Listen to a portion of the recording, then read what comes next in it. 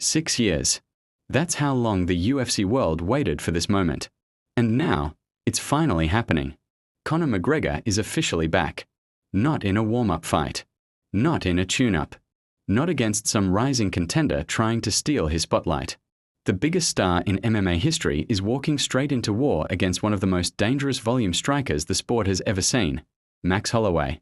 UFC 329. Las Vegas. International Fight Week. And suddenly, the entire fight game feels different again. What makes this insane isn't just the matchup. It's the timing.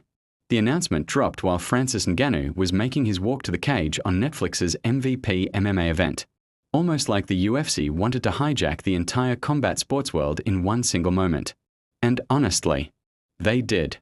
McGregor hasn't fought since that brutal leg break against Dustin Poirier back in 2021. A moment so violent it felt like the end of an era.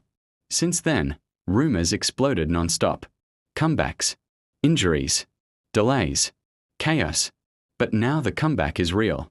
And the UFC didn't give him an easy return. They gave him Max Holloway. That's where this gets dangerous. Most fans remember their first fight back in 2013 as just another early UFC matchup. But hidden inside that fight is a detail almost nobody talks about. Conor tore his ACL early and still dominated.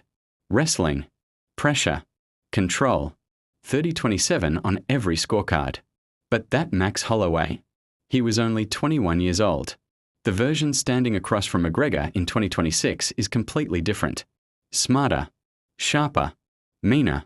A former featherweight king who survived wars, broke records, and turned pressure into an art form. And now, they meet again. But not at featherweight. Not at lightweight. Welterweight. 170 pounds. That changes everything. For McGregor, this is the closest thing to his natural size after years away from competition. Power was always his greatest weapon. And at 170, one clean left hand can erase anybody. But Holloway moving up to welterweight for the first time? That's the mystery nobody can solve. Will the extra weight make him stronger? Or slower? Will McGregor's inactivity destroy him?